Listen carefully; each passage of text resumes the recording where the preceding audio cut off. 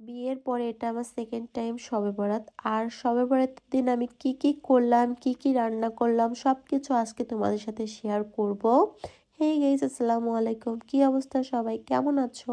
সকাল সকাল কিন্তু আজকে রান্নাঘরে চলে আসলাম, কারণ অনেক রান্না করতে হবে, অনেক কাজ, একা হাতে সবকিছু করব, এই জন্য একটু সময়ও বেশি লাগবে। তার জন্য সকাল সকাল কিন্তু রান্নাঘরে আসা। তো প্রথমে কিন্তু রান্না করতেছে আজকে হাঁসের মাংস, কারণ শবে বরাতের দিনে মাংস রান্না হবে না তাই কি হয়। তো প্রথমেই কিন্তু মাংসটা রান্না করতেছিলাম, আজকে মনে হলো একটু হাঁসের মাংস রান্না করি তার জন্য।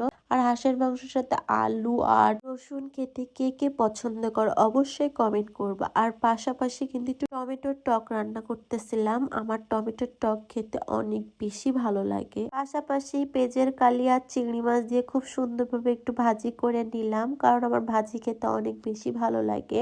একসাথে অনেক রান্না করতেছিলাম, এই জন্য অনেক তাড়াহুড়ো করতে হচ্ছিল। এক সাইডে বাদবাকি রান্না করতেছিলাম আর এক সাইডে হাঁসের মাংসটা কষাতে দিছিলাম। সো দেখতেছো কষানো কিন্তু হয়ে এসেছে প্রায়। এখন ঝোলের পানিটা দিয়ে দিলাম। আমার মা বলে মাংস যত ভালো কষানো হবে স্বাদ নাকি তত বেশি আসবে। এটা কি তোমরাও বিশ্বাস করো? অবশ্যই কমেন্ট করে জানাবা। আর এখানে আমি ডালের হালুয়া করেছিলাম, বাট সেই ক্লিপস গুলো নিতে পারি নাই, কারণ তোমরা সবাই জানো যে ডালের হালুয়া করা কতটা কষ্ট।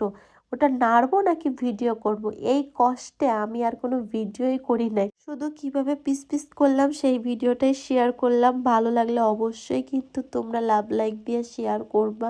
আর সাথে তো রুটি অবশ্যই রয়েছে, কারণ শবে বরাতের দিন হালুয়া, রুটি, মাংস মানে এটা থাকবেই। ছোটবেলা থেকে এটা দেখে আসতেছি।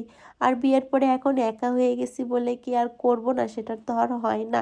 তাই নিজের হাতে যতটুক পারলাম সেইটুকুই করার চেষ্টা করলাম। এখন কেমন হয়েছে অবশ্যই তোমরা কমেন্ট করে জানাবা।